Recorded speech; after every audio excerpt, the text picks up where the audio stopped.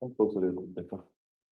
Dovrebbe una senza salvazione.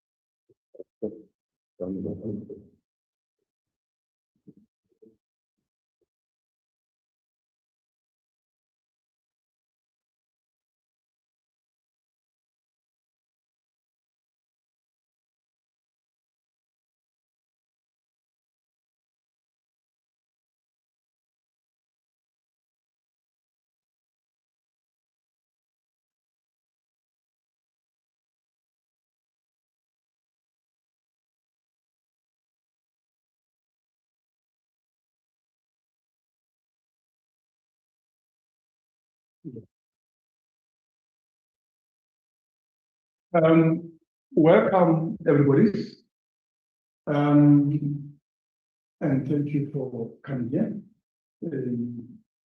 to this first conference of the Strong Campaign.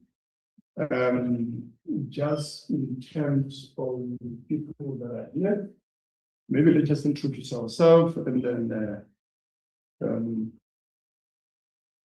I'll actually go through the program to tell you. So welcome.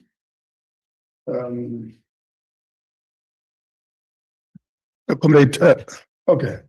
Welcome everybody. My name is Manuel Trisbey. I'm the coordinator alongside a lot of these colleagues of Siafana Zonke campaign. So just in terms of program, we're going to have welcome by Comrade Ifan, and then I'm also just going to be facilitating the program today, as well as doing the demands later. We have Comrade Zaki Mamdou, who would be explaining what is our campaign all about.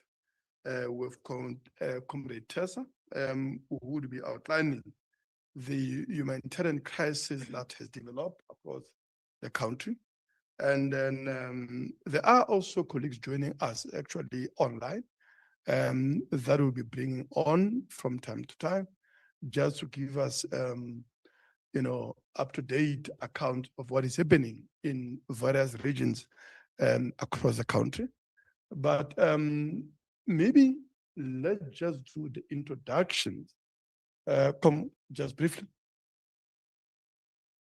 Good morning, everyone. Tessa Dooms from the Rivonia Circle. I'm part of the humanitarian response team coordinating here in Joburg in particular, and of course there are nodes across different parts of the country. I am Koketso Mwete from Amandla.mobi, which is also part of the Siafana Sonke campaign. Mohamed Uzbey, I'm attorney at law for human rights, president of Gender Industries Workers Union of South Africa, and the coordinator. Good morning, everyone. My name is Zaki Mamdou, a shop steward at General Industries Workers Union of South Africa, and also an executive committee member of the Workers and Socialist Party. Good morning, everyone. Irfan Mangera. I work here at The Hill, just an activist and community organizer. Thank you.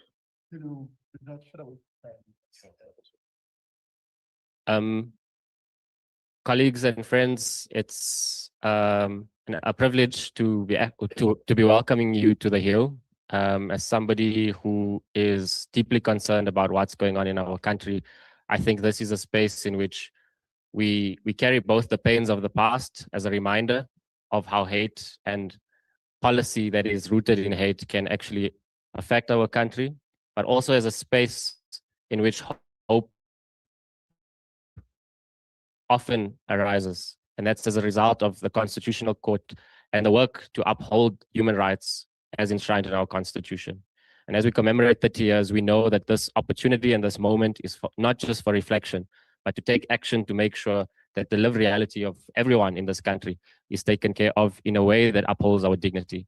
So with that, a warm welcome. I hope this is an opportunity for us to keep furthering human rights and make sure that all people are protected. Thank you. Thank you very much, Comrade Ifan. I think colleagues, just to outline the purpose, and I think I'm going to be calling Comrade Zaki, and I'm told you are doing the humanitarian situation. No, that's all. Oh, that's okay. I saw her look at you when I said she's doing it. Yeah. So, I mean, the whole purpose of this conference, obviously, we'll be outlining in detail who we are. But I think we must be very clear upfront. We are here to say what is happening in the country does not represent all of us. The idea that we can be, I mean, scapegoating migrants for the crisis that the working class has every single right, and have every right to be angry about. The levels, I mean, the catastrophic levels of unemployment, the levels of poverty that has been deepening, the falling standards of living and the cost of living crisis that has created unprecedented levels of disparitions that are also finding an outlet in criminality and violence, but also the crumbling public services, healthcare, education, housing that has left up to 13% of the people in this country living in conditions of complete squalor and degradation of informal settlements in shacks without dignity of water supply, of electricity, of sanitation, just complete horror of those living conditions. These are reasons for the poor and the working class to be angry about. But these are also not reason to be blaming the poor amongst us and to be scapegoating them in a way that we have seen in the past few weeks. There is just nothing heroic about what is happening, because many people are looking at the disparate situations where our people are being dehumanized in centers to which they've been displaced. Many have run to the bushes. Others are living in pavements, makeshift concentration. I mean, camps. That's the only way that you can describe what is happening there.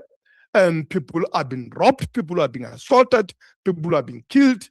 And in that condition of terror, many are living in their troves in what you call voluntary repatriations, which is actually people fleeing in mass as refugees, by the way, right? And there's nothing heroic about that, because before people want to say that this is a success, this is a victory, it is always, I mean, it's very cheap, it's coward to be targeting the poor and the vulnerable. I've had a singular privilege of fighting amongst men and women in this country that have faced and confronted the most powerful interests that have monopolized the private ownership of our economy, the mining industry, the land, that are responsible for all the failures of the past 30 years. I've been part of that at Marigan in 2012. I've seen people face a fearful odds to confront the mining monopolies in demand for the better life, decent wages for themselves, and the good living for their families, better living conditions in mining areas. We've been part of those organizations at level of workers, at levels of communities. We are fighting alongside movements, of the poor in informal settlements, alongside, the likes of Abahlali, which is supposed to be here. Comrade Melita may be on the way. Movements of the most poorest, 180,000 people in informal settlements that are organized and have been on this crisis of the house of living. People who have seen many of their cadres being killed and dying for struggle for dignity, to demand housing, to demand services that they are entitled as a matter of constitutional rights. We have seen people fighting in the Fees Must Fall movement, demanding an access to quality, public education for all. Those are the people that have confronted the elites in this country and dared to stand on their feet in a struggle for dignity and all of that. people who are targeting the poor, there's just nothing heroic, and if anything, is very cowardly, and I think it must be called out. We are also here to say that we absolutely reject the deadline of the 30th of June, which is tomorrow. There is no such deadline so far as we are concerned. There will be migrants in this country. They will be living amongst us.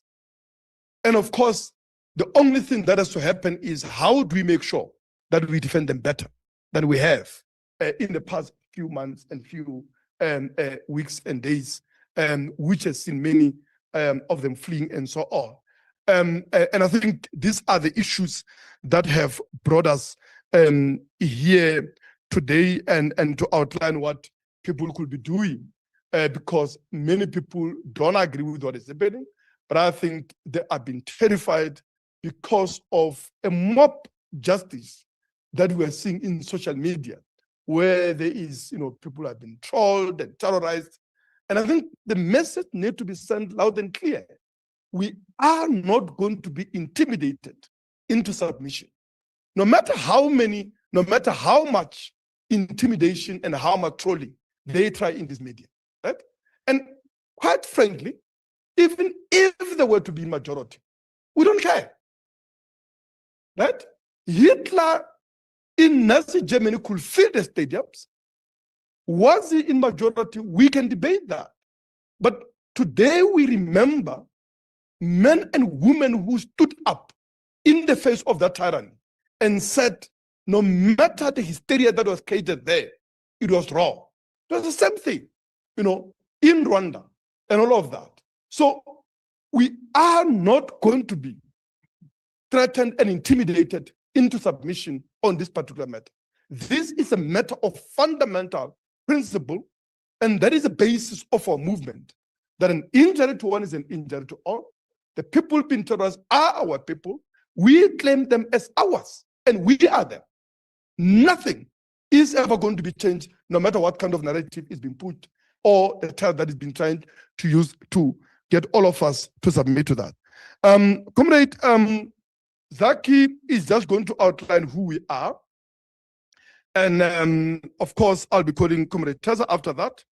And the intention is to try and keep it brief. I just had to try and say, why are we here? Sure. No, thank you very much, President. I'll try and be quite brief, but just to give something of an overview of who and what the Siyafana Sonke Action Campaign is. Come join us here. Comrade Melita is from Abahlali Basemtondolo. Is a movement I was speaking about. Yeah. So the Siyafana Sonke Action Campaign emerges out of a public online mass meeting that was held on the 9th of June, which saw widespread participation from various community civic organizations, trade unions, NGOs, and civil society in general, really who came together to share a concern around the escalating threats against migrant communities in this country and vulnerable communities, including, of course, threats of coordinated action leading up to, on, and after the 30th of June by what really we have characterized as right-wing, xenophobic, and reactionary formations. And it was participants at that meeting who expressed deep concern at the growth of organized intimidation on the streets, of online hate campaigns, of vigilante activities, pulling children out of schools and blocking, ordinary people from access to healthcare and clinics and all of these things.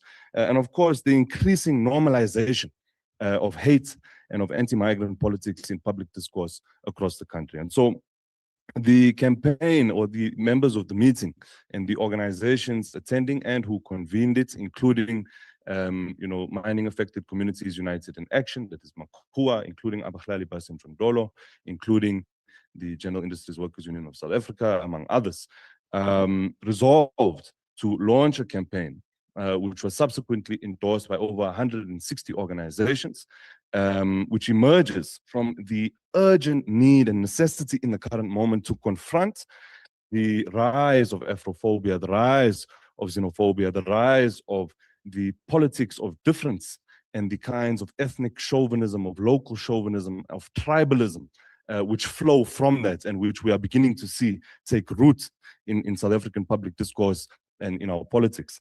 And really as well, the campaign emerges as a result to defend unity of the working class, to defend our ability to actually fight, the core crises that confront the working class and the poor in this country, which are driving, the extreme levels of inequality, of poverty, the collapsing services, the levels of unemployment, of violent crime and things of that nature that indeed plague our society. And like President Mamethu Sebei correctly pointed out, crises which the working class in this country have every right to be absolutely furious and enraged about, and should be organizing around, but must organize around on a proper program and on a proper basis. And so the campaign emerges from that, right? It recognizes that our social crisis has reached a breaking point in this country, right? Mass unemployment,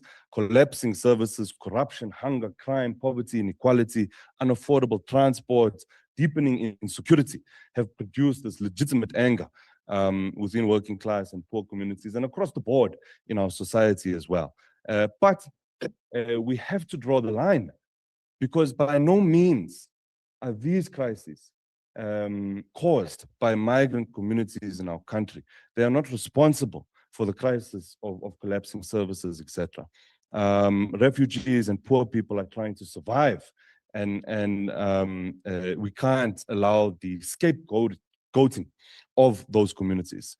Indeed, we have resolved that the crisis we are confronted by were produced by those with power over society, be that both economic and political power. And those are political elites, those are the big businesses, corrupt officials, profiteers, and of course an economic system that has abandoned millions of people to poverty, to unemployment, and to despair.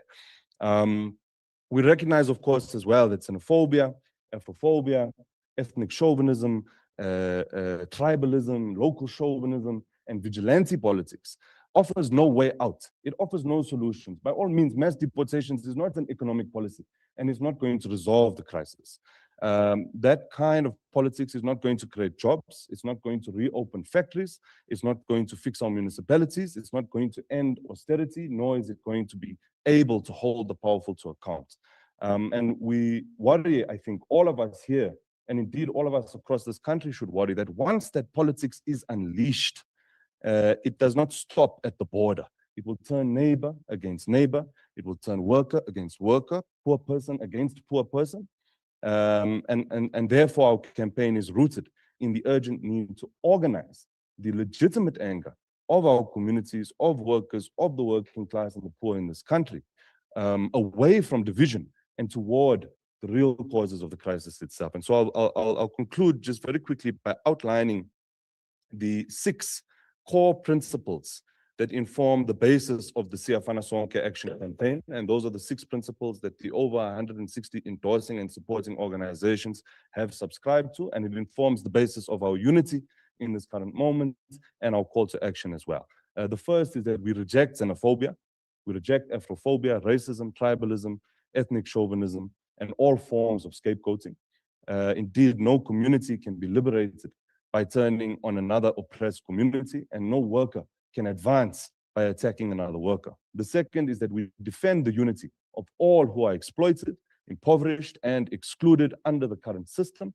We know South African workers, migrant workers, unemployed people, informal traders, shack dwellers, women, youth, students, and poor communities in general have a common interest in fighting against the unjust conditions that are imposed onto them. The third is that we recognize the legitimate anger of working class and poor communities. And we know that people are right to be angry about unemployment, about crime, about corruption, about hunger, about collapsing services and the cost of living. But that anger must be directed at the real causes of the crisis and at those who hold political and economic power over society, not at vulnerable people with the least amounts of power. The fourth is that we oppose vigilante violence, intimidation, and fascist methods. There is nothing democratic or progressive or community-minded about pulling children out of schools, about blocking people from clinics, threatening informal traders, and attacking migrants or terrorizing communities. The fifth is that we fight for jobs, we fight for services, we fight for dignity and justice for all. The answer to the crisis is not deportation, it's not scapegoating, it's certainly not street thuggery. The answer is decent work, functioning municipalities, quality public services, and an end to austerity, of course, accountability for corruption, investment in our communities, and an economy that serves people before it serves the profits of a select few. And the last is that we build solidarity from below. So under the banner of the campaign, we recognize that our strength lies in our organized communities, in our workplaces, on our campuses, in our faith formations, our social movements, our trade unions, our migrant organizations, our youth formations, civics, and all democratic forces acting together to confront the real causes and the roots of the crisis confronting all of us in this country in this current moment. Thank you very much. Now we're moving to Comrade Tessa, just to give us an overview of the humanitarian situation. I'll also be inviting Comrade Melita to also just add to that on the basis of what's happening to Visa and other areas. Comrade Tessa. Good morning, everyone. So I'll give an update on how we are experiencing the unfolding humanitarian crisis that has resulted from migrants who are fearing, really fearing what is happening already in the communities and what may happen tomorrow in the coming days. And I want to preface this just by saying that what we have not seen in the last 2 or 3 weeks through the lens of media or even social media, and quite intentionally so, is the levels of intimidation that are increasing in communities, in township and Shakdwala communities. So just today, one of the community organizers who works in the Freedom Park area, who works and lives in that community, was supposed to be at this briefing today, but is not here because a group of people wearing MK regalia is going door to door in Freedom Park today, trying to find if there are migrants living in any of those houses, in backyard dwellings, and also intimidating people who are landlords to people who are migrants. That kind of thing has also happened just yesterday. We saw it happen in Kliptown as well. And in Kliptown, what was even more concerning was you saw that people from outside the Kliptown community came in a group of about 300 people who are not from Kliptown, descended on Kliptown and did a march through Kliptown, in which the message that came to the community of Kliptown was, we will be back and there will be bloodshed if you do not present us with the migrants to leave. And it's that level of intimidation. We've seen video clips, we've seen people coming to get humanitarian relief, bloodied and beaten at this point. And that intentionally, when groupings are doing this kind of thing at community level, they're not videotaping it, and they're threatening people who try to videotape it. And so I just want everyone to know that there is a silent and deliberately obscured version of intimidation. And that's why you're seeing thousands and thousands of people who are ending up in what we're calling these makeshift concentration camps. People are not just leaving voluntarily out of the goodness of their hearts. For some people, I will say that for some people, they are in South Africa in conditions that are exploitative to them. And so they see this as an opportunity to leave. But for many people, it is also under the direct threat of intimidation at this point, and that needs to be called out and understood. What the consequence has been, and we've seen the Sherwood situation, is different versions of that are starting to emerge in different parts of the country, including in the city of Johannesburg. The humanitarian response there needs to be that We are trying to keep track of where people start to gather and convene. A lot of times it's around the embassies or consulates, but sometimes it's not. And finding where those people are convening is one of the first things that we're having to do. And so we do ask that if people do see convenings of people that are gathering, that are trying to be repatriated, please do let authorities know, because if you have those large gatherings of people get bigger and bigger without anyone knowing, there are two possibilities that we've seen unfold. One, of course, is that people start to gather there with children, with women, with medical conditions, etc., and food and water are required at some point. But the second is that, again, groups that are anti-migrant will find out where people are, and we've seen confrontations where they'll go to where people want to be repatriated and actually further create tension in those areas. And that's not only bad for the migrants who are trying to be repatriated, it is also bad for the community at large, because we don't want communities who want standoffs with each other. The second thing is then for the cities, in our case, we've been trying to get the city of Joburg on board, but all municipalities need to be involved in the humanitarian relief. Disaster management is something that locates itself within cities. Cities have those capacities, they have the resources, they should be providing that. And to say that it's not their business because these are migrants that may not be able to vote for them, because that's the only logic that would make sense at this point, is not sufficient, because there is a broader community effect if we do not have a response. So we call on all mayors across the country to be ready with disaster management in order to assist with relief. At the level of national government, we're also making an appeal to the Department of Social Development and the Department of Health to get involved with the repatriation and deportation processes. Lindela at the moment is oversubscribed, overcapacitated, and should not be handling repatriations at all, but is stepping in to do so because we are at a crisis mode. The various embassies, some are more organized than others, but they're also lacking in some of their capacities. But one of the things that we found is that the South African government's national response has been around Home Affairs and SAPS, the Department of Justice, to a limited extent. But what is really needed is for social workers to be on the ground, for people from social services to be on the ground, for people from health to be on the ground. We have just this week in the city of Joburg had 3 babies whose mothers went into labor on the streets while we were trying to sort out repatriation, and a baby that was practically born in a car because we did not have enough medical support to be able to assess people. So we're asking as well that the state get involved and have a much more coordinated effort when it comes to humanitarian support.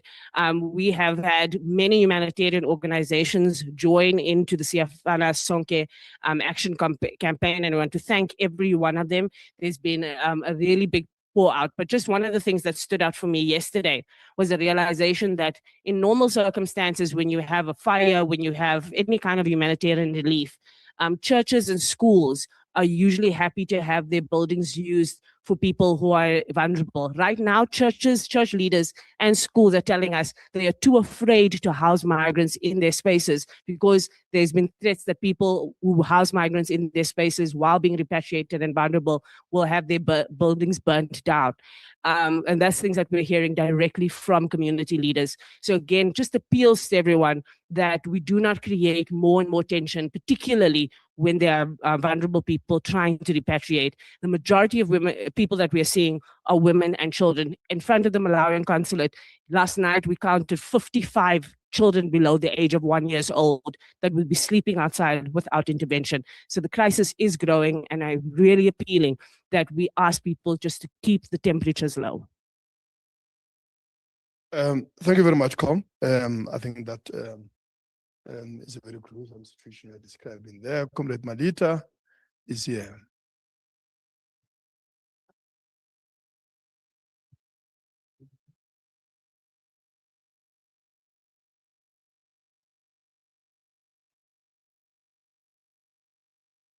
What is happening on the ground?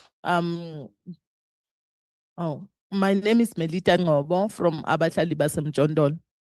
What is happening now on the ground since the march in Tembisa, where there was a march on the 18th? There is a lot of crime that is happening around. And then there is a lot of fear that is around the township because we have hostels. And when we have hostels, the people from the hostel, they don't take the people from outside as the people.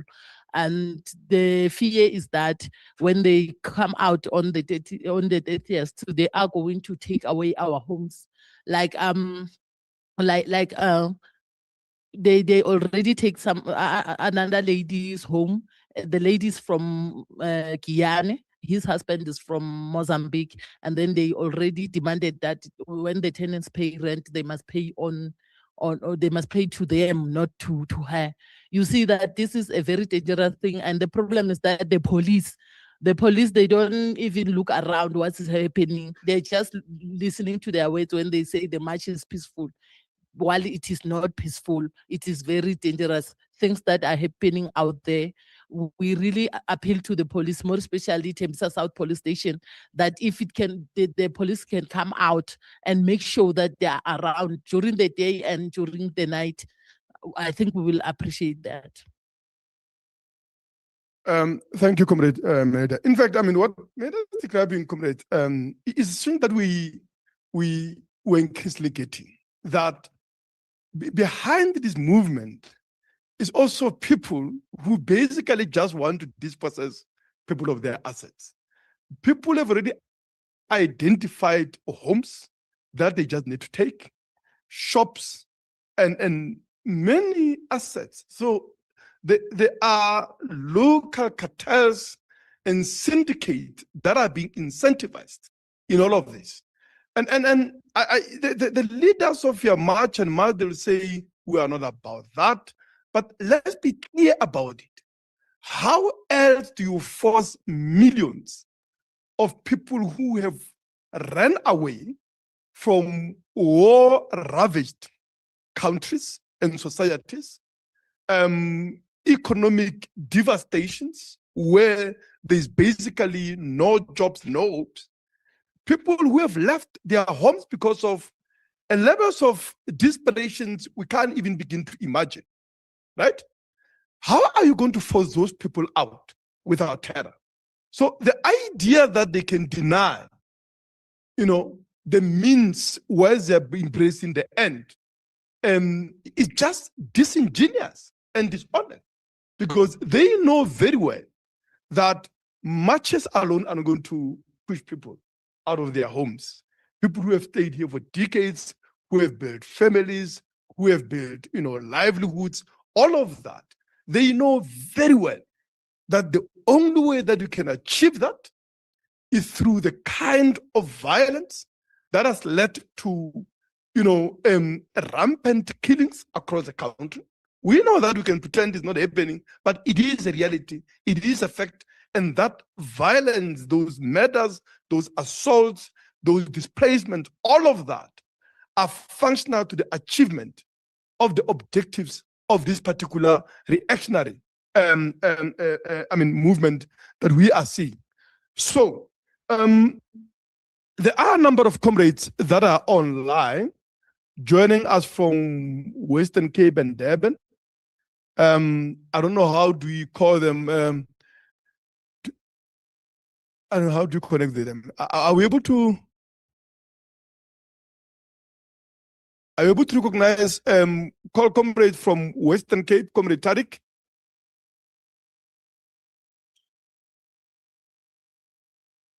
Okay. Okay. Are the comrades from Cape Town and Western KZN there?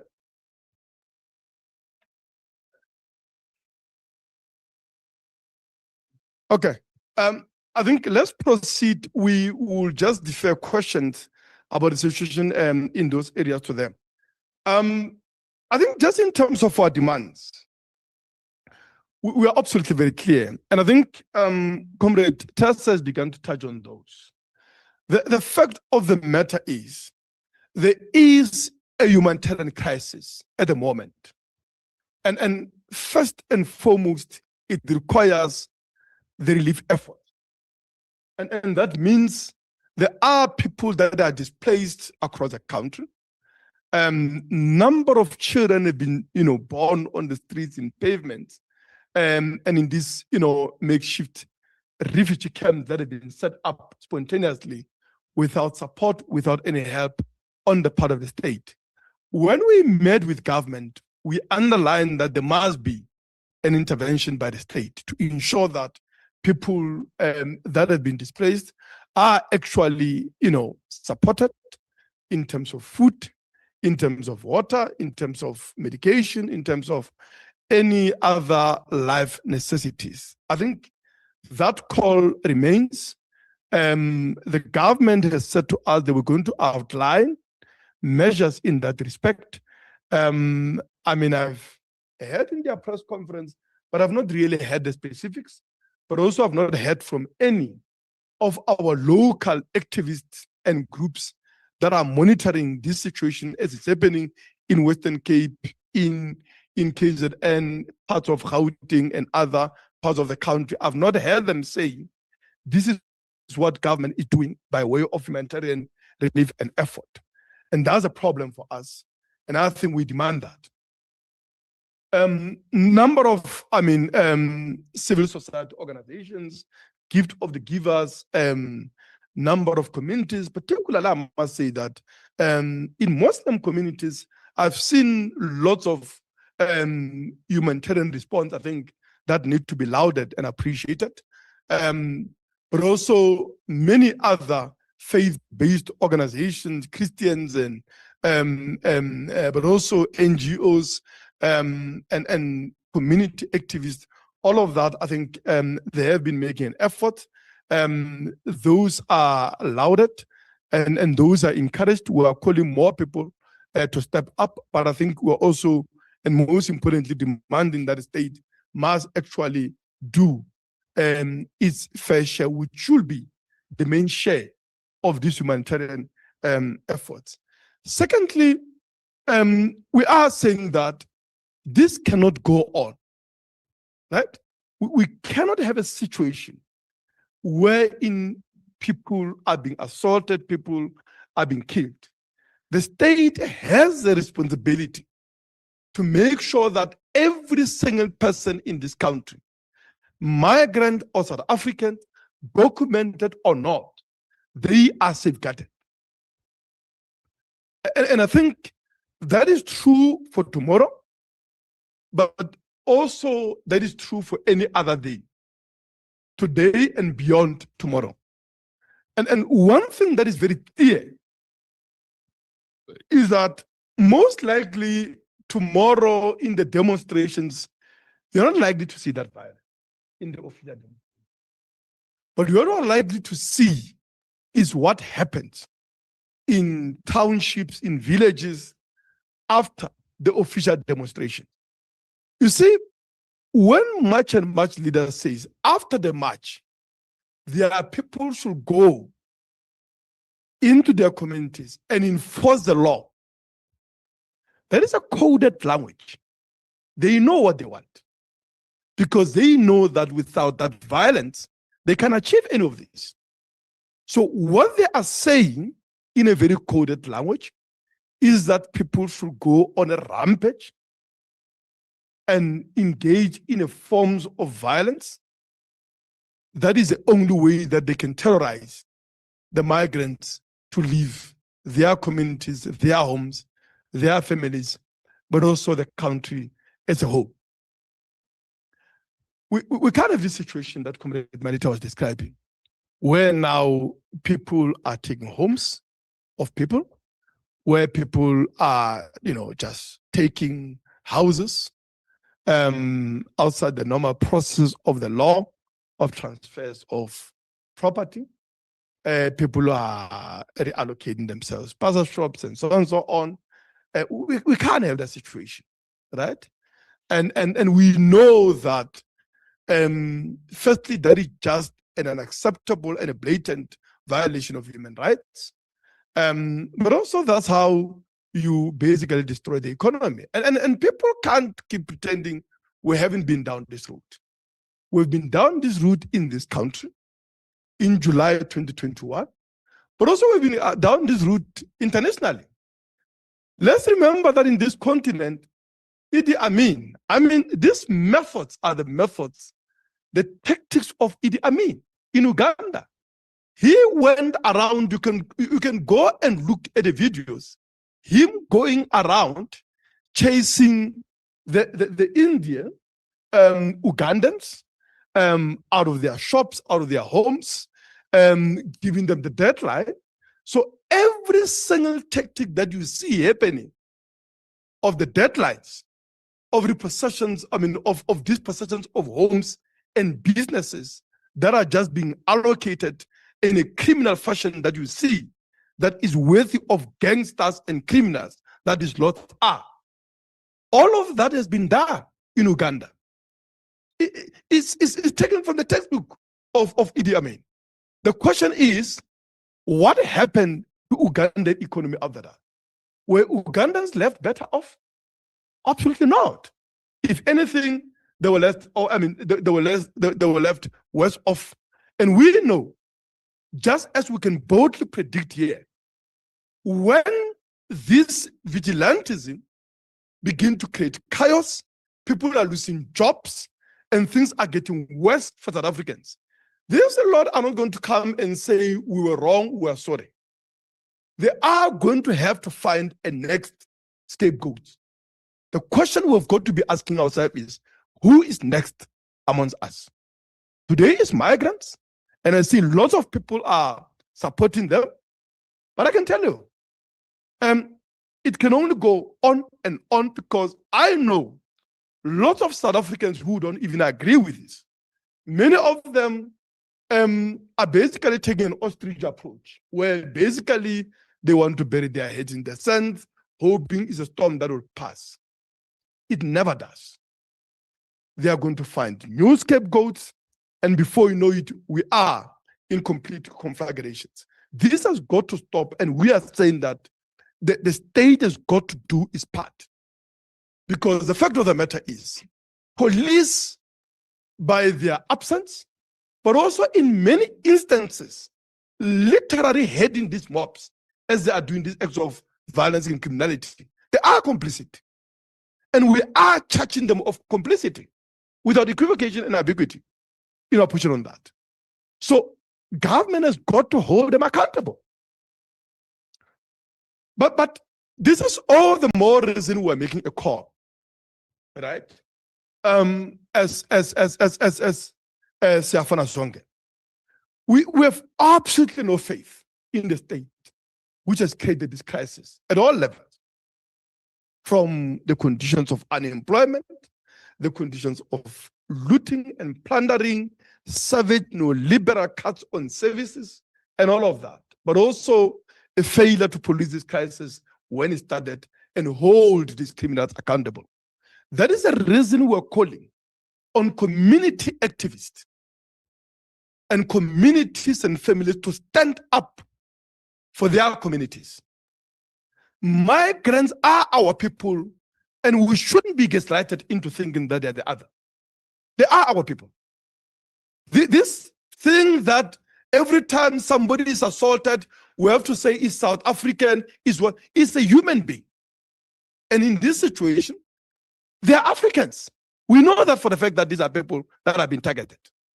So people, we are calling on community civics, on trade unions, on every single movement of the working class, people who have been on the coalface of the struggles around these issues, from housing, from unemployment, issues of crime, of violence in our communities, drug problems, human trafficking, all of that.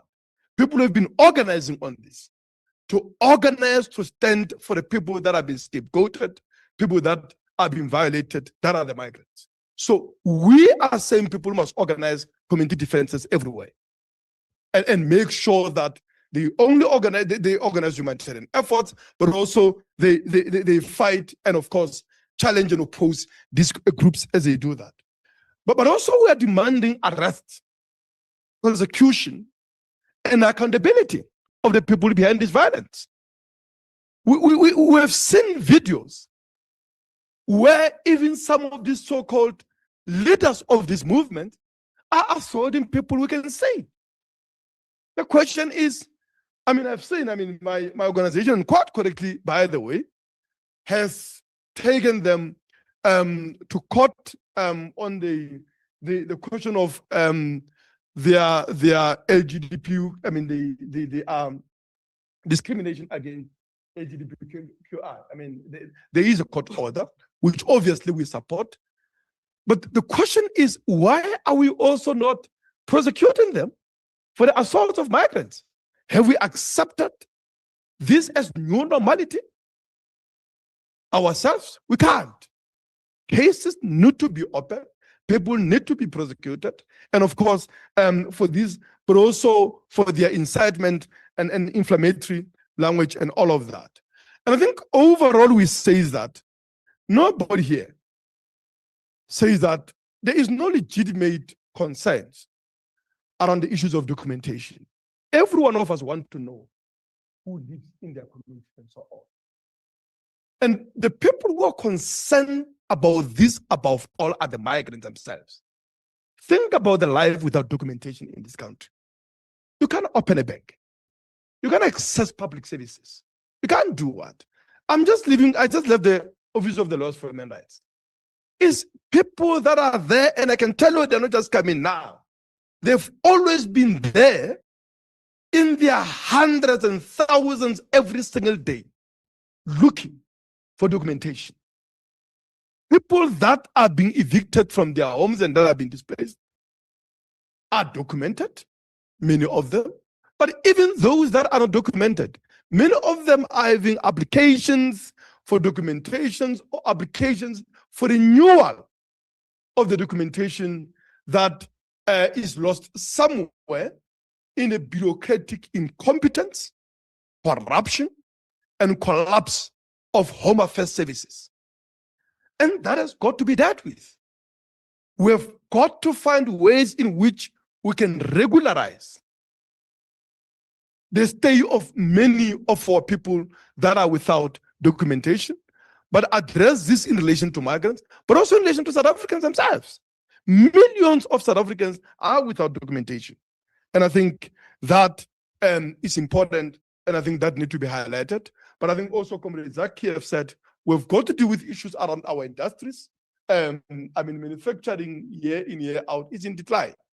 Mines are in care and maintenance everywhere. Farms are lying idle. Construction industry has collapsed.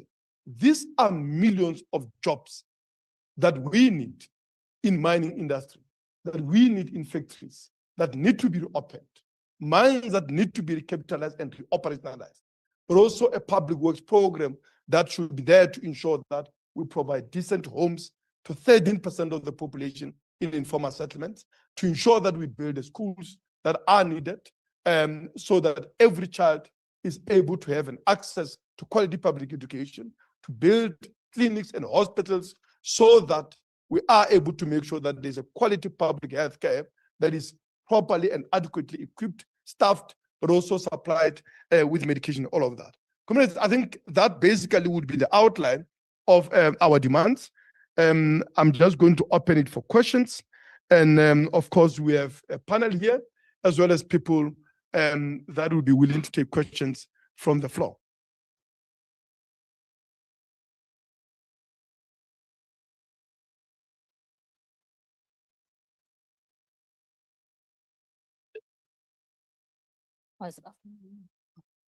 Good morning, Nomfuyo Ntanjana from SABC News. Outside of the children that you mentioned that have been pulled out of schools and the death of the, I believe it was a Mozambican national. I'm not sure if it happened in Northern KZN or Cape Town, but outside of that, I'm interested to find out how the group arrived at characterizing the recent events as xenophobic. Maybe if you can give specific events. Also, you said deportation isn't the answer and the aid being offered at camps isn't enough. So according to the group, what do you see as the best way to deal with the situation of undocumented foreign nationals in the country? Or are you saying it's a situation that must not be dealt with at all? And my last question, maybe if you can outline areas where you've offered aid and what sort of aid has been offered.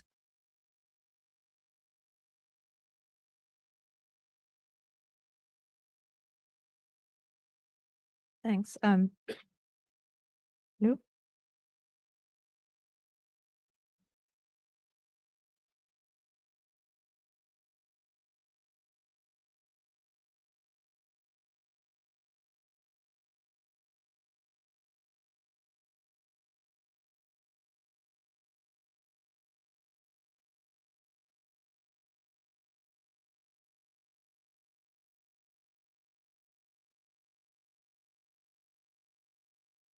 I'm especially interested in Johannesburg, what Johannesburg's, I mean, there's so many issues here besides what's going on. And do you think that there's been a bit of stoking in terms of the language used by those officials?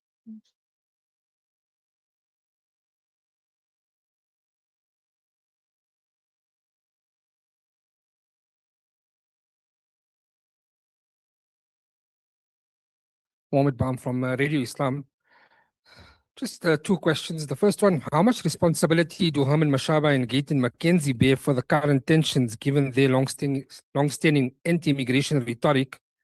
And also, March and March supporters say their critics are motivated by economic interests linked to undocumented foreign nationals. How do we respond to that? Hi, I'm Jo Bluin. I am from the campaign, but also from South African Jews for a Free Palestine. And I'd like to ask the panel, we know historically that individual journalists and media houses have been named for complicity in pogroms, in genocides, in mass atrocity, for stoking it by use of language. So given that we have so much of the media here, and I'm sure many of the journalists don't want to end up in prison, like what should we all be thinking about in terms of narrative and in terms of what is being reproduced to avoid stoking more violence? Thank you.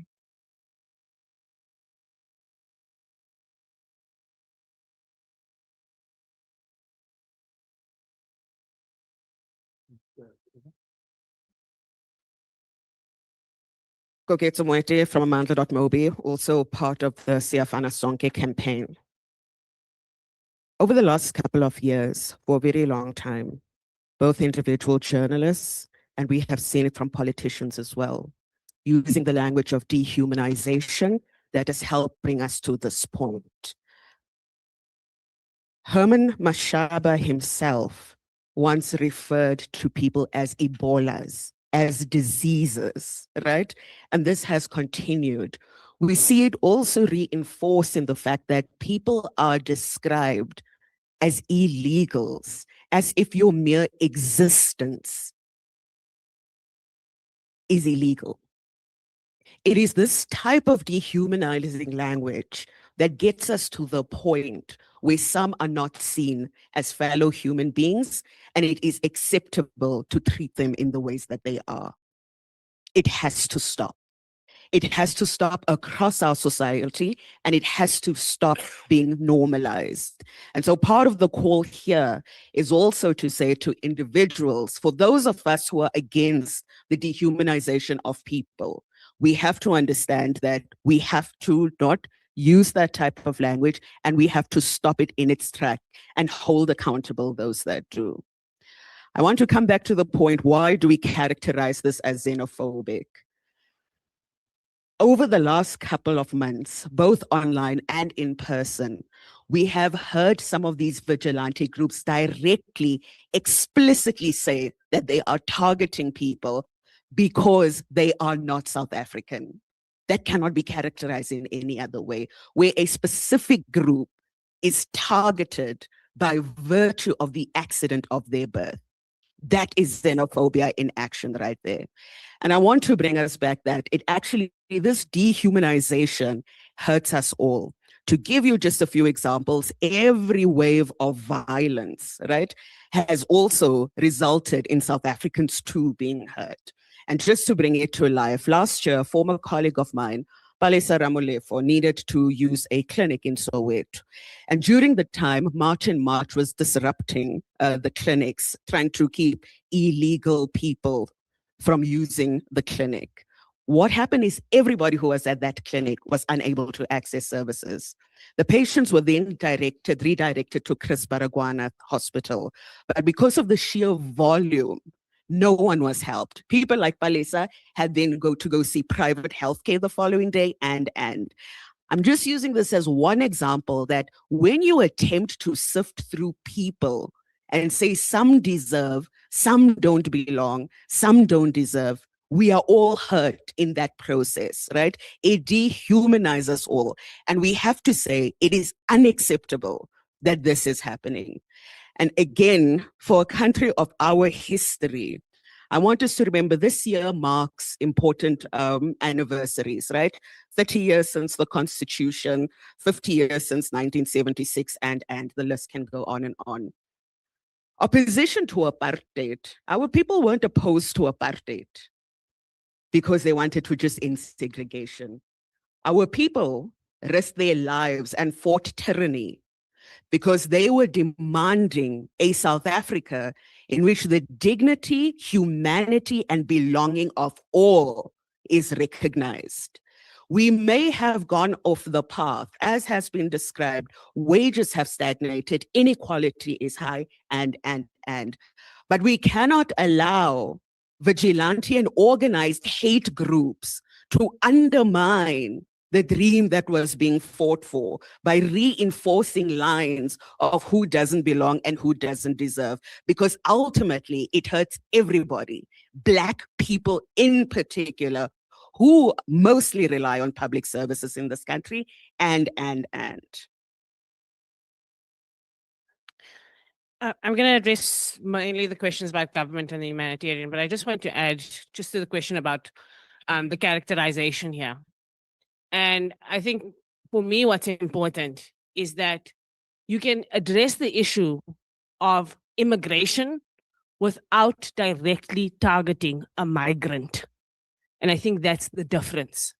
We can say we have issues, we have an immigration crisis, and go to the immigration processes, systems. The SIU is giving us information. Home Affairs is being exposed, all sorts of things.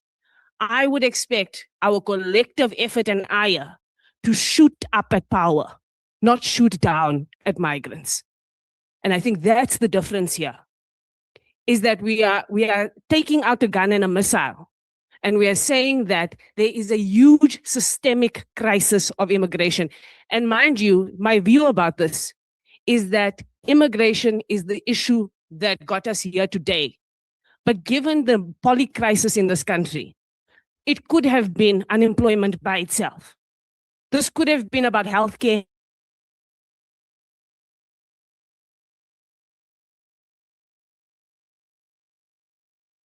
The country is so fragile at this point with the many crises that people are dealing with a failed government, that any match lit could take this country, any match. So for me, this is about us focusing on the broken system rather than on each other.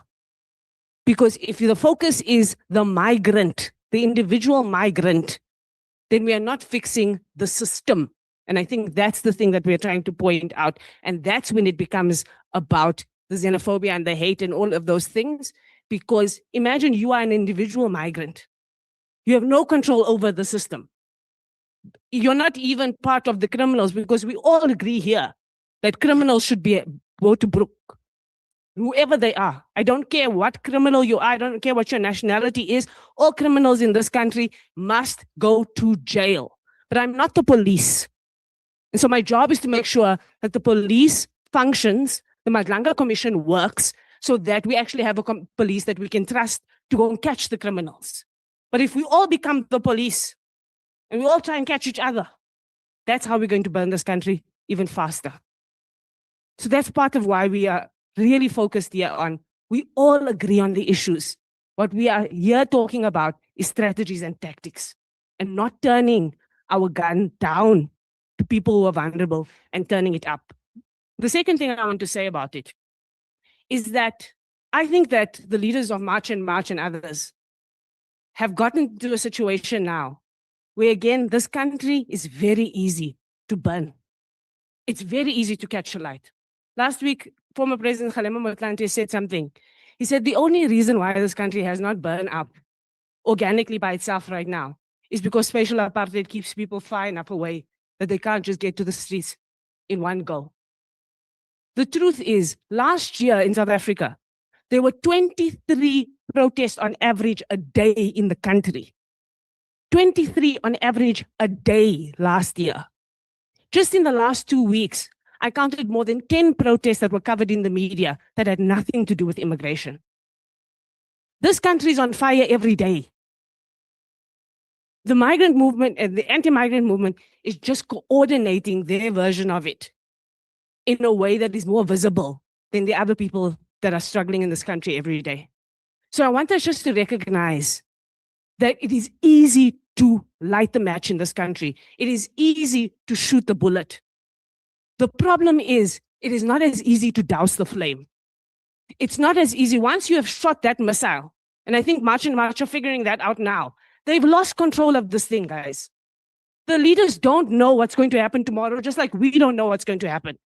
Because when you put a missile out there, you have to either have the confidence that you can direct that missile, or you must know there's going to be consequences of things that you can't control. All of us here have led protests in this country before. Everyone sitting here.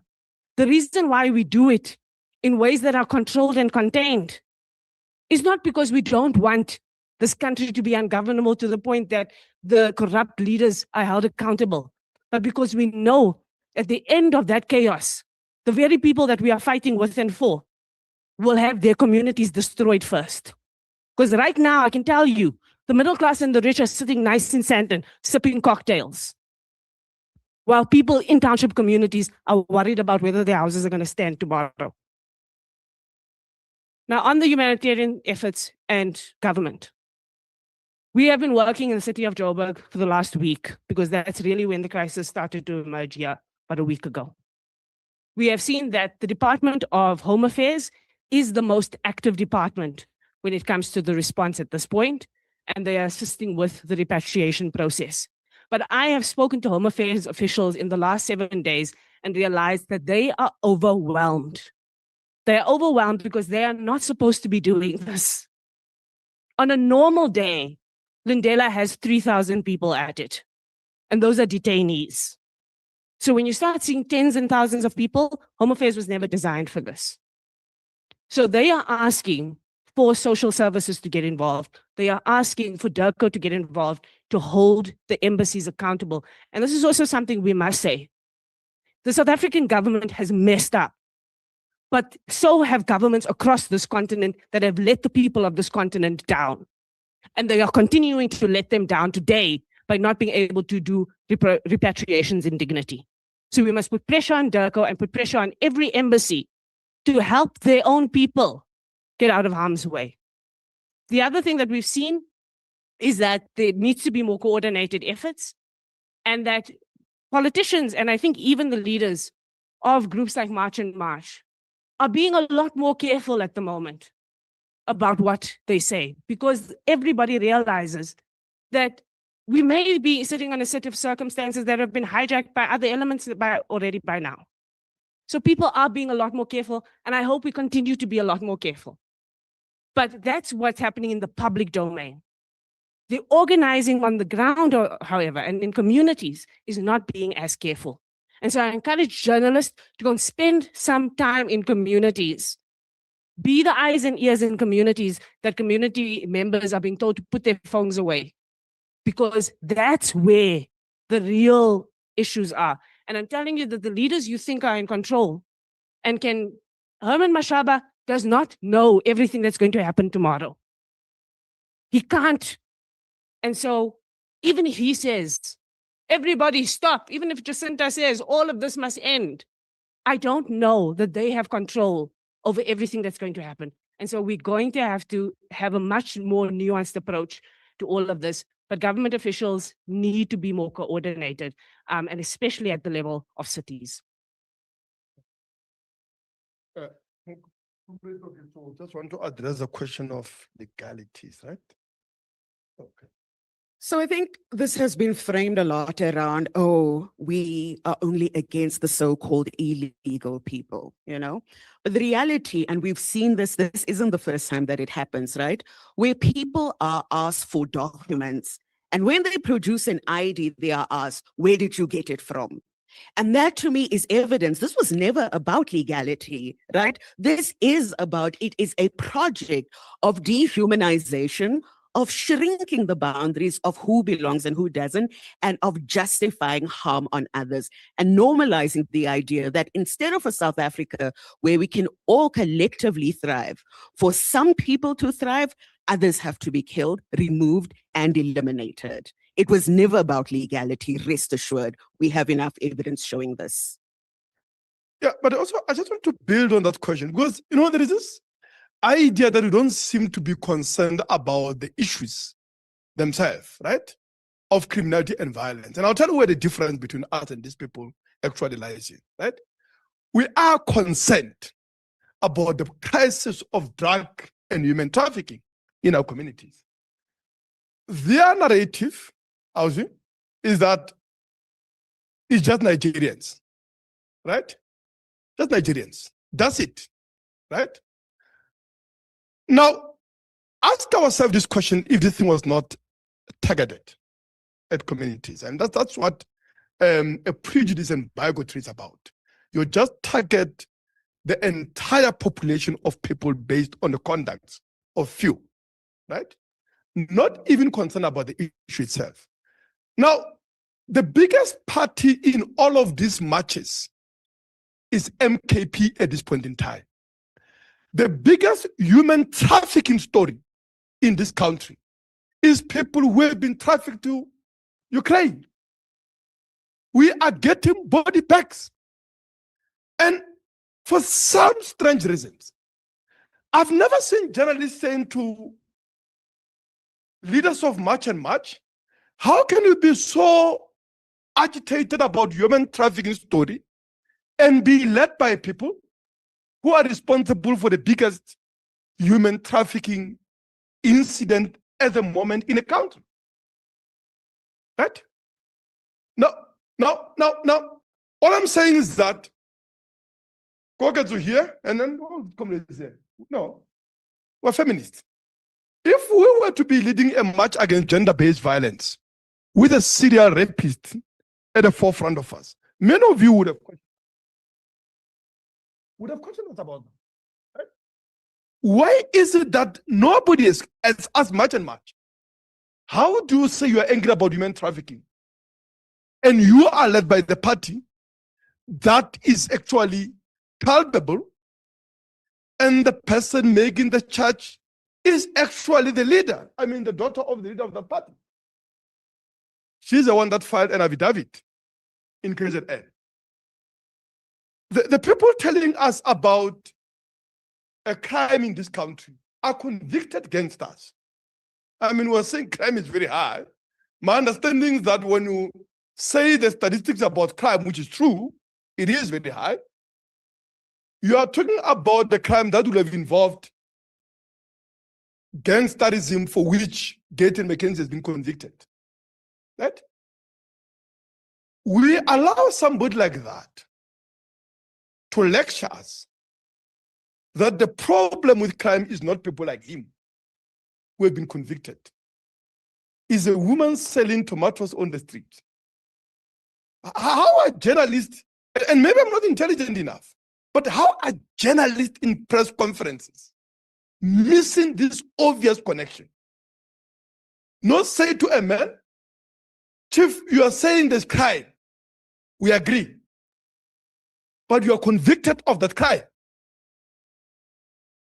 How are you not responsible with your conviction and the person that you have produced no evidence whatsoever?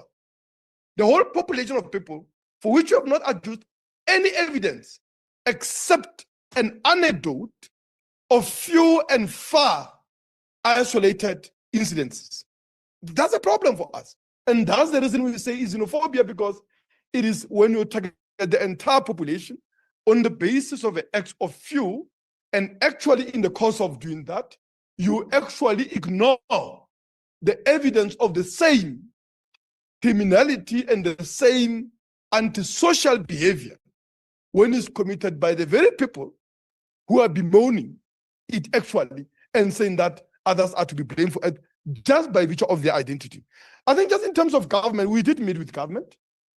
There were various ministers there, as I think I said in the beginning. I mean, you know, with Minister of Defense, there was Minister in the Presidency, Minister of Justice, Minister of Home Affairs, and quite a number of ministers. I mean, Cousin Matala, what is he now? Deputy Minister of Police or something like that. And we raised issues, obviously, around humanitarian efforts. As I said, they said they were going to announce plans on that. We haven't seen anything that is concrete. You attended their press conference, where I think I can say that they might have probably responded. It's on the question of the 30th, because our demand was, government seemed to be going along with an unofficial recognition of the day, right? And we said they must come out clear and unequivocally saying, no, this is not our deadline. There is no such a deadline. And that is going to be an ordinary day like any other. And I think on that, I've seen there's been at least very clear and unambiguous on that. And I do think that if there's any takeaway for me in terms of their responsiveness would have been on that issue. Anything else, police operational plans, I think that will only be evident tomorrow. But I think for us, it's more than what's happening tomorrow to ensure that the thing. More than that, we're saying we haven't seen they are saying they are going to hold any person responsible for violence responsible. But what about people inciting it? You cannot tell me that there is no connection between the assaults of the migrants, their evictions from their houses, the murders. I mean, I was attending a branch meeting of Abahlali at Lindokuhle, and they were saying 3 bodies of people were found in the morning outside their thing, just outside of Jamestown there. It was a man that, from what they could see, is a Pakistani, man. I mean, he's there. I think that is their report, and they could see that the reason 3 people just killed and dumped outside of their settlement, right? And these are stories that are coming out.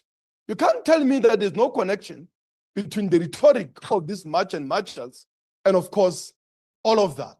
So what is really an incitement?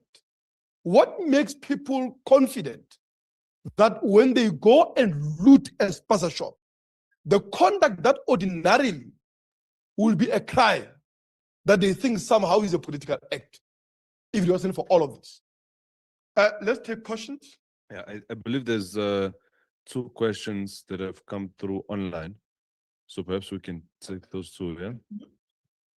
You do. And I think we'll take issue of the language of the journalist colleagues. I think we've got to be very clear about that. I know lots of journalists imagine themselves to be different to people who enabled Rwanda genocide, that those were not journalists. They were. And all of them, it was just the other side. No, these people are raising genuine issues, all of that and so on. Hitler was enabled by journalists, by the way. Perfectly normal people, journalists that are professionals like you. So I think the whole architecture of media that is amplifying this xenophobic bigotry, I think is a cause for reflection for all the people that are in public service. Since when is hate acceptable? Are we giving the same coverage? Because there are people, I can tell you in this country, who are calling Black people K-words. Are they the other side of the story as well? People that are saying this country is committing white genocide, are they the other side of the story? And all those things and so on. Since when do we decide that there is the other form of hate that deserve a fair chance in our public platform and others doesn't? So for me, there's got to be a reflection on that, and that is. Thank you. So are you able to play out the questions? Good morning. Can everyone hear me? Yes, we can. My name is Daniel. I'm from South African Jews for Palestine, as well as Ikwezi Labantu. My question to all of you is regarding the ways that South African citizens can hold this country accountable. I'm a Joburg resident, and with upcoming elections for mayor, we see the PA running their candidate, we see the DA running Helen Zille, we see no clear candidate for ANC yet, and right now I'm not seeing any clear candidate who will challenge the xenophobia going on, and I see no mechanism for the average citizen to hold these leaders accountable. And I fear a post-election where purges of migrants continue, and this is kind of utilized as a rejuvenation of Johannesburg, of the seizing of property, of the seizing of jobs that were filled by migrants. So I'm just asking, what mechanisms are there for us to hold our government accountable, hold our parties accountable? Thank you.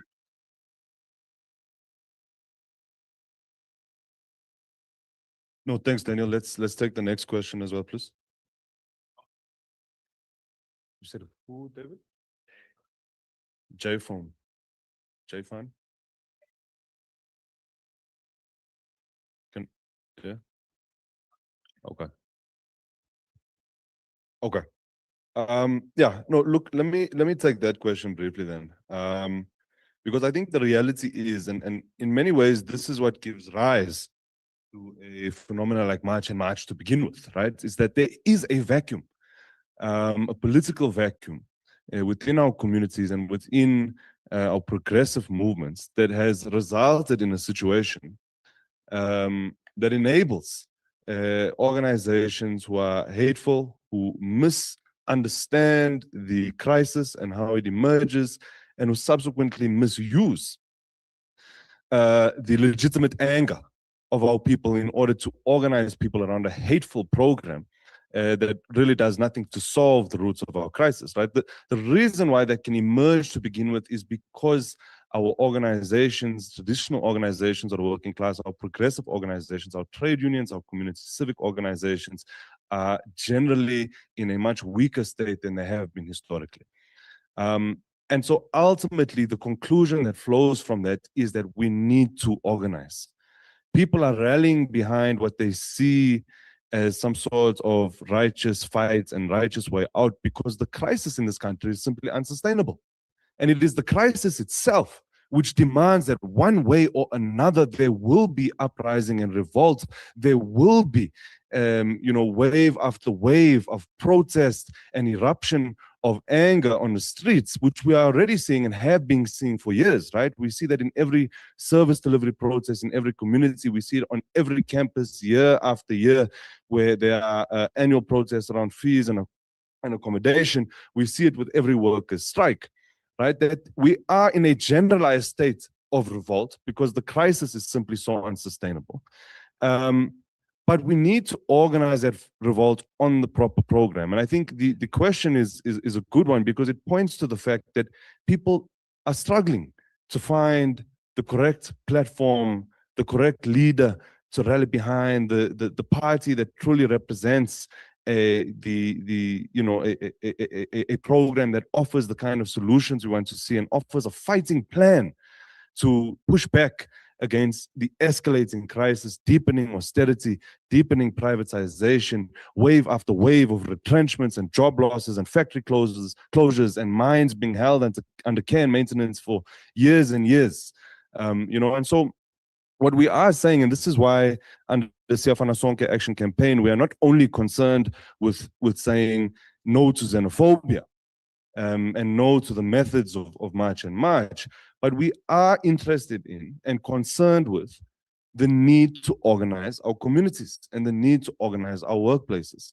And so really, we are calling on ordinary people in your communities, in your workplaces, in your schools, to get involved in the campaign, to start organizing on the level of street committees, on the level of strike committees, entering into trade unions, entering into civic organizations of the working class, and building the kinds of organization that we need to see to actually be able to put up a bulwark against the escalating onslaught of crisis in this country, right? But on the proper program, not on a program that has us parading the streets to terrorize poor and working class people. Because ultimately, that is a program that's not going to win us anything. And that is the point that we are incredibly and unapologetic clear on, is that it misses the point, right? We can come to the question of violent crime and gangsterism. And like the president was saying, Mametlo Sabay, that for March and their leadership, the issue of violent crime and gangsterism and on drugs in particular, is blamed on migrant communities and on Nigerians in particular. Right? But if we had to round up all Nigerians tomorrow and get them out the country, we've not resolved the drug issue.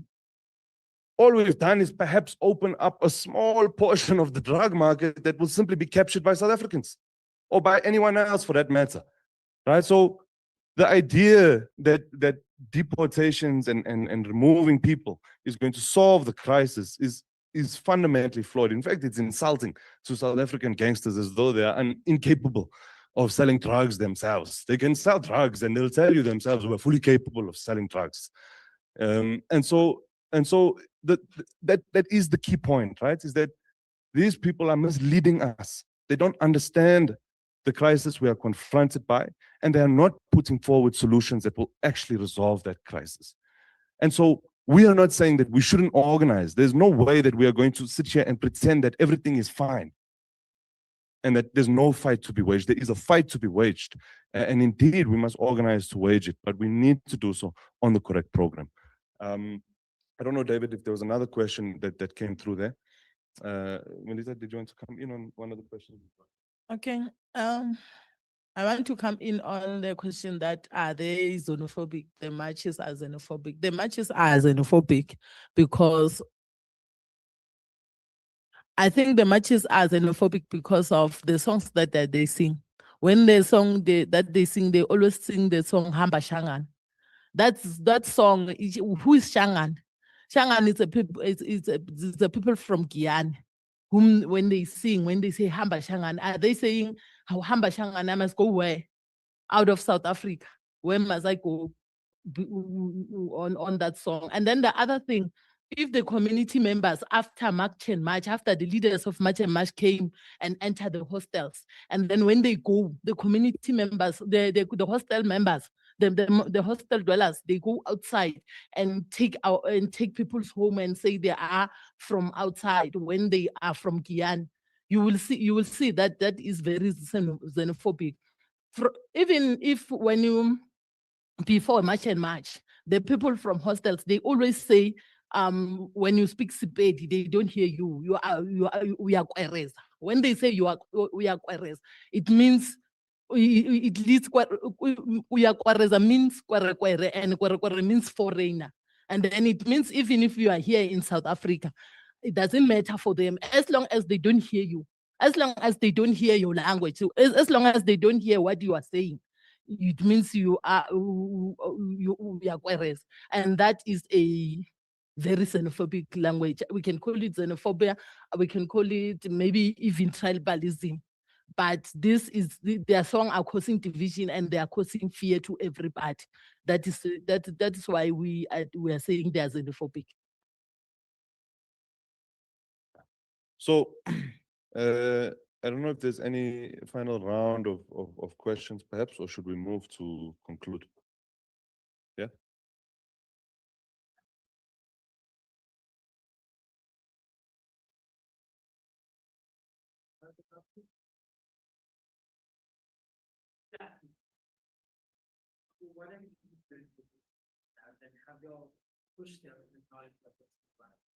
Yeah.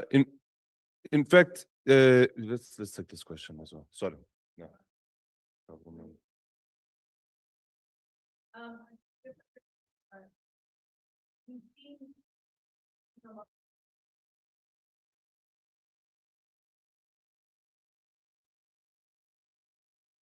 Officials, suddenly rushing to deport people, rushing to check documents, rushing to basically conform to all the things that the March and March protesters are asking them to do. And so do you feel that that by doing this, the state is telling March and other people that these methods are legitimate and encouraging this behavior? Yeah. The final question at the back there. No? Hi, my name's Joe Walsh. I'm a freelancer with a British newspaper called The Eye. I know, Zaki, you touched on it, but I was just wondering, you mentioned like the legitimate anger people in poor and working class communities have about the multiple crises that you've all mentioned. Why do you feel particularly that this is what has garnered the most anger in that community then? Has this been a failure from progressive politics that you haven't been able to direct this anger where you feel it should be directed at? And then secondly, just maybe on more practicalities, I think for Tessa, we've seen, the Malawian assembling outside the consulate there. Have there been other communities gathering in places across Johannesburg, and which communities and where? Thank you very much. Okay, let me speak briefly to this. I'll be very quick, and then my comrades and colleagues on the panel will speak to it as well. I'm taking advantage of the fact that all of these are here in front of me currently before we shift the whole thing down the table. Yeah, look, the state and those in government, knowing full well that they are responsible for the crisis of South African capitalism in this country, that is the crisis that has destroyed basic service delivery, that has resulted in the immense concentration of the economy, which in turn is squeezing workers and seeing us lose jobs left, right, and center, and all of these things. The state is very happy to scapegoat migrants, and it has long played its own role in doing precisely that. We saw that, for example, with the massacre in Stilfontein in 2024. And the way in which the state is very happy to blame the social, political, and economic crisis on vulnerable layers in our society, and really people who are really just ordinary people trying to eke out a living in some way, shape, or form, right? And that's not to say that there aren't ways in which regulations become important, in which certain kinds of economic activity need to be regulated, supported, and all of these things, right? But it is to say that the blame for the crisis lies at the door of the government that has created it.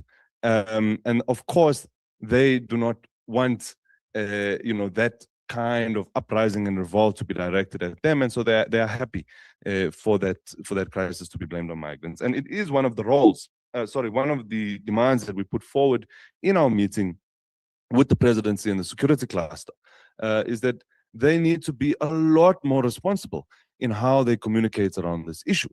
And in fact, need to put out directives to government officials that they have to speak factually on the issue of migration in South Africa, because what you have in this current moment is in many ways a manufactured hysteria. It is really, when you look at the statistics and you look at the facts around migration, there's nothing that is necessarily abnormal about migration trends in South Africa. You can look at so many other countries around the world which have far higher migrant populations, which don't necessarily have the same anger around it, but also don't necessarily have the same kind of, generalized social collapse and systems collapse, which then creates a situation in which migrants, that the anger of society is directed at migrants, right? You look at Germany, for example, it's a country that has the landmass that is a third the size of South Africa, which has a much higher migrant population, but doesn't have the same kind of social issue. It doesn't have, the same kind of collapse in social services and all of these things that we have in South Africa as a direct result of austerity budgeting, budget cuts, and corruption and the looting of public services. Which allows for this anger to then fester and be misdirected. And so the government has played a role there in legitimizing this kind of anger, but in fueling what is a manufactured hysteria in many ways, right? And then just to the last question there on why this is the issue that is stoking public anger and bringing so much kind of momentum behind it in the current moment. I think Tessa was correct earlier that when she said that really it could be any issue in this country, right? We do see in every community, day after day, mass protests around service delivery, around water crisis, around energy crisis. So we see all of these other issues that do fuel this kind of momentum, at the level of the streets, with people coming out to demonstrate and everything else. But really, I think the world we live in, and when we talk about the system and the system being at fault, which it is, it can also be very complex. It feels like it's up there, that it's something abstract and something that's impossible to change, right? And so it becomes a lot easier to fight someone who is living next door to you, who you can see, who you can embody the pain, hardship, precarity, and poverty that you are confronted by, right? And that legitimate anger can be expressed there and then at the level of your neighbor and the shopkeeper, or someone who is in your school community or whatever it may be. And so it's easier, but that doesn't make it right. It just makes it easier. But the idea that the system stands so high above us that we can't change it is also fundamentally wrong. And I think we need people to understand that actually we are not passive bystanders watching history pass us by. We are very much an active part of history and are fully capable of turning the wheel of history and making significant, lasting, sweeping changes to the systems that govern our society. That is not impossible or unthinkable to do. It's been done in our recent history with the overthrow of apartheid, just yesterday in our lifetimes. And that can be done again, right? So while those things seem more complex and as though they stand above us, they really don't. And so if we organize on the correct program, then the prospects that we open up to make real substantive change in this country become a lot more tangible. And we should pursue that at all times. Okay. The government is putting oil on top of the fire because there are most the TikToks videos that they say there is no water because they make a development in an informal settlement, and then there is no enough water because of the migrants who are living there, who are finishing water, who are finishing even electricity for the South Africans. And then it is easier to see that, okay, I don't have water and I have my neighbor who is a migrant whom I can fight with. I'm afraid to go, or I don't even have money to go to my municipality and fight with my municipality. Who is the easy target for me to fight? It's my neighbor who is next to me. And then the video that are trending when the government officials are addressing most of the things is the cause of what is happening now. People, they understand much easier because they know that the government officials are behind them. The police are behind them. You can see even if maybe a person is hurt, going to the police station, they don't even open cases. They tell them to go back, or they just tell them to go back to their country. There is the other one that they say, we are going to go door to door, and if we find you having migrants in your home as a tenant, we are going to find you 10,000. It is where people become excited. They are going to go house to house using that method. but taking the money from the landlords so that they can put that money into their pocket because they know that is being said. Okay, we're gonna take from the side.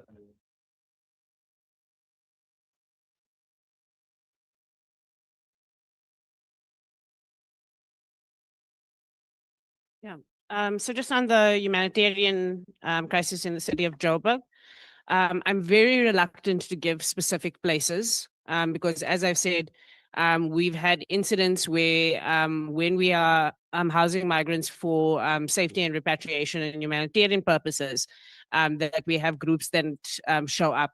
We had a group show up at 3 a.m. in the morning. We were housing women and children. So I'm really, really reluctant to say. But what I will say is that we have had groups gather, of course, at the consulate, which is now public knowledge because the media have been there.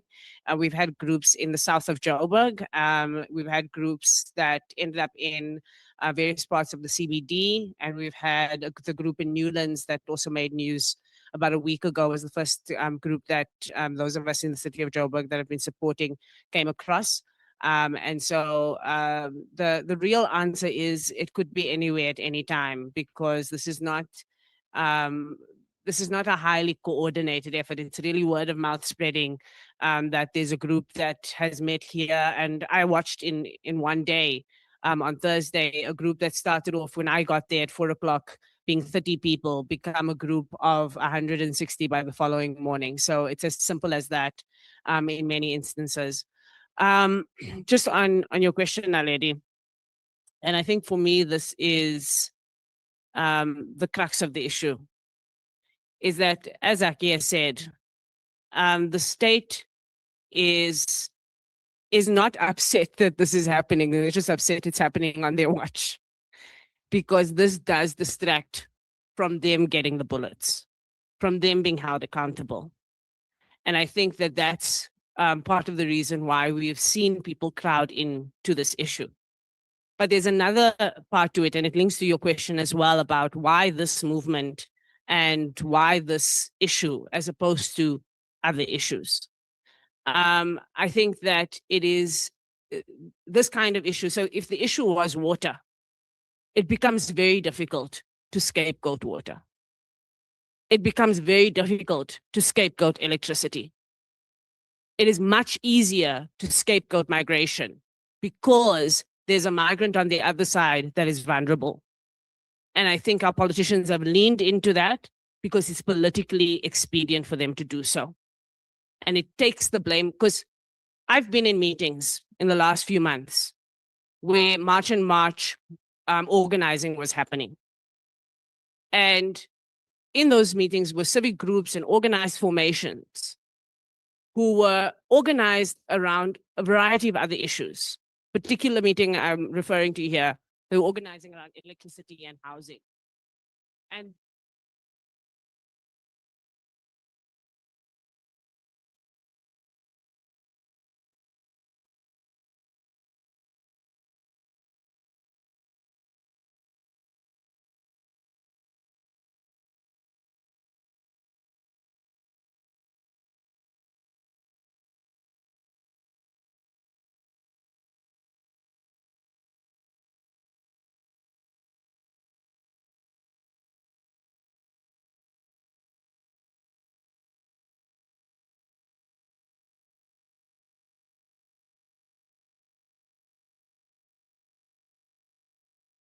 being an opportunity to be heard.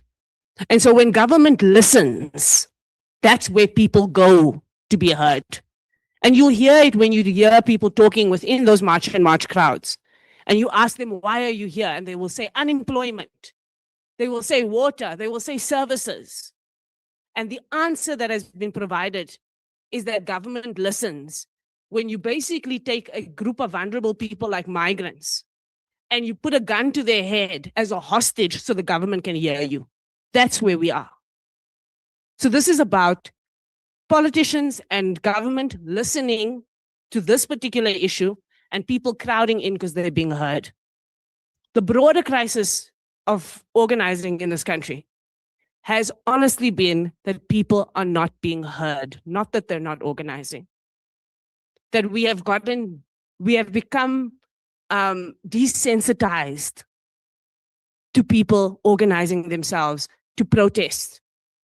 In fact, the fact that when we talk about protests in the country, we generally talk about the TAC, we talk about fees must fall, but we're not talking about communities that are organizing themselves on a regular basis around the fact that they are living in their own feces. That's the problem here. And so, yes, progressive movements have a lot to answer for in terms of not being able to really hold space for communities. But we also have to just recognize that we have gotten desensitized and way too comfortable with our politics, our politicians, government, and people not listening unless they feel it is in their interest. And right now, of course, it's in their interest because it's election. What I would say again to journalists in your engagement with politicians, especially those in the city of Joburg who are campaigning on migration, ask them what their plans are for water and sanitation. Because Herman Mashaba must start to speak as passionately about water and sanitation as he does about migration. He's using somebody else's loud hailer, but he's ignoring other things that people in this country care about, and they are leaning into where somebody is listening. If people started listening elsewhere, we may have a different conversation that we're having. Just to wrap us up, I believe that the majority of us are horrified when we see little children in the streets at night in this cold. I believe that a majority of us are horrified when we hear reports of women being forced to give birth on pavements. I believe that the majority of us are horrified to see little children being pulled out of schools. And so the appeal being made here is that we find our strength in each other and protect our communities from violence. This we do today. But tomorrow and every day thereafter, we continue to find strength in each other and build the South Africa we want. Build the South Africa we all deserve. Build a South Africa where everybody, no matter the accident of your birth, whether you are born to a family in an informal settlement or whether you are born from parents not from South Africa, you have the opportunity to thrive. And that is the appeal being made today. Thank you. No, thank you very much, comrades of mine here on the panel, of course, members of the media, for your time and for attending this press conference. We are available as well for any individual discussions and interviews outside of this press conference itself. But let's close it there for now. Thank you again for your time.